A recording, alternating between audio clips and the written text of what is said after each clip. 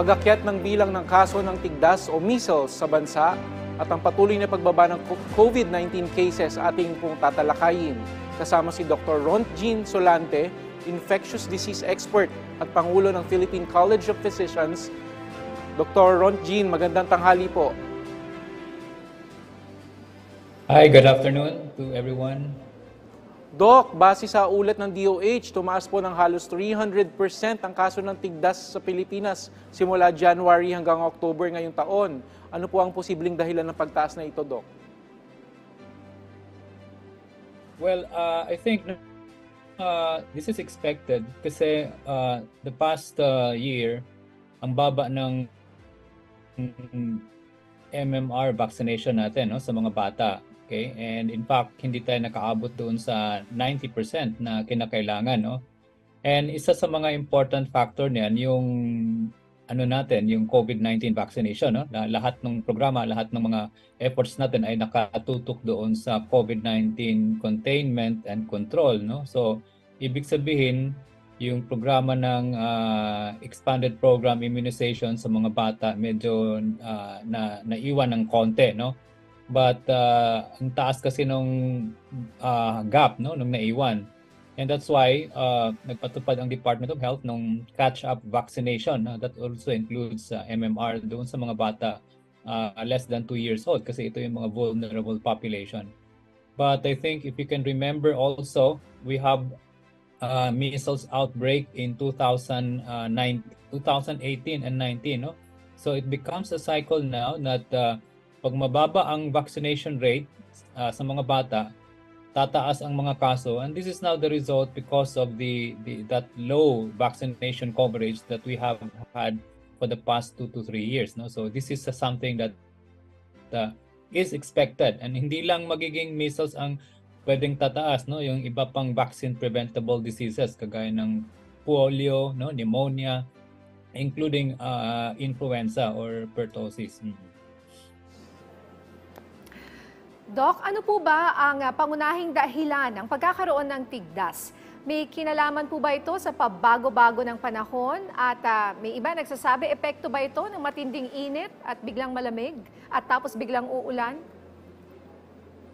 Well, ang pag may tigdas, walang panahon ang kumbaga walang seasonal pattern ang tigdas, any time of the year we can always have the outbreak. At ang importante dito na pag merong magkatigdas, especially yung mga bata, hawa-hawaan talaga yan sa mga bata also in the family. Okay, not only that, doon sa mga kapitbahay, kasi napaka-contagious ng measles, yung reproductive number niya is really very high. At the same time, mabilis ang hawaan, and kaya nakikita natin ngayon. Now, the fact na medyo lamig ngayon, ang mga bata nasa loob ng bahay, and this can also increase possibility tumataas just like other respiratory tract infections kasi measles can also be contracted through aerosol and respiratory droplet.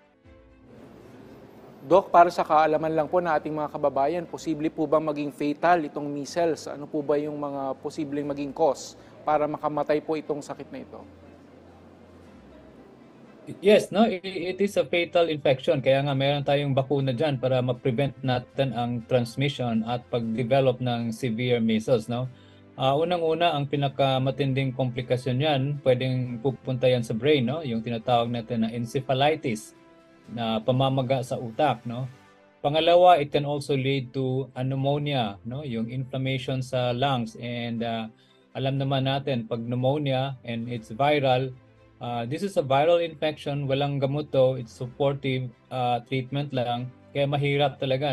Napaka-importante na pag may mga batang nagka-measles, they have to have consult with the doctor para ma-monitor kung meron na bang komplikasyon kagaya ng pamamaga sa utak or yung pneumonia, dahil these are also life-threatening complications that can kill, especially sa mga bata talaga, napakataas ng mortality pag matamaan ng measles with complications.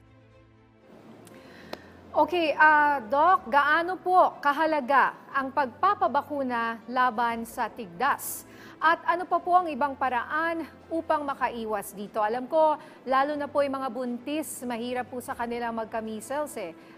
Yan ay ayaw natin mangyari. Yes, tama ka dyan, Nina, no? Dahil unang-una, ang pinaka-importante pa rin, no? Dahil ang measles is walang treatment, no? Walang antiviral agent available, no? Napaka-importante ang prevention through vaccines at napakataas ng bisa ng mga bakuna sa measles, no? As high as 90 to 95% pag nabakunahan ang bata. So napakataas ng protection. Now, in any case, kung merong nagka-measles sa bahay na bata, then you have to isolate the one that has measles because napaka-importante na hindi mahawaan, maubuhan, no, maatsingan yung kasamahan na bata. But most of the time, talagang mahirap i-prevent pag merong isang nagka-measles sa bahay kasi lahat kabit-kabit na yan. And in fact, meron din tayong mga adults na nagka-measles, especially for those adults na hindi rin kompleto ang bakuna ng measles ng adolescent. Doc, sa ibang usapin naman po, nakapagtala ang Department of Health ng 18% decrease sa daily reported COVID-19 cases sa bansa. Ano po yung mga indikasyon po nito? Well, malaking bagay to dahil unang-una, alam naman natin na ang COVID is also another respiratory tract infection just like influenza that is also contagious and can easily be transmitted, no?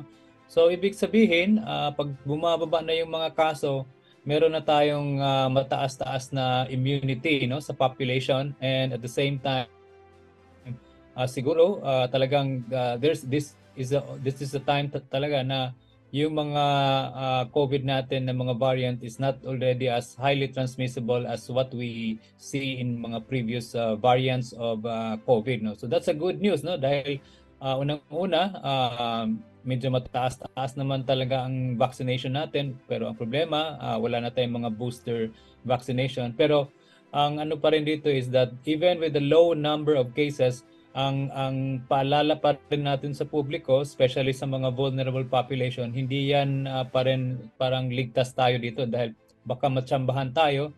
Alam naman natin pag COVID and vulnerable population ka, mataas-taas rin ang risk na pwedeng mag-severe ang COVID ng mga population na to. Maraming salamat po sa inyong oras, Dr. Ron Jean Solante, Infectious Diseases Expert at Pangulo ng Philippine College of Physicians.